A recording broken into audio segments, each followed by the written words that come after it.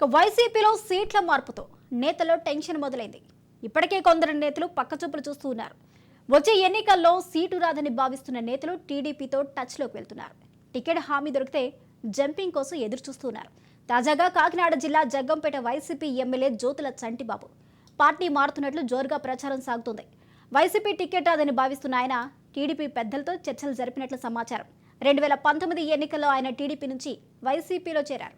2009, 2014 ఎన్నికల్లో టీడీపీ తరపున జగ్గంపేట నుంచి పోటీ చేసి జ్యోతుల చంటిబాబు ఓటమి పాలయ్యారు.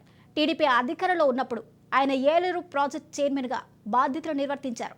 వైసీపీ అధిష్టానం నియోజకవర్గాల సమన్వయకర్తలను మారుస్తూ వస్తుంది.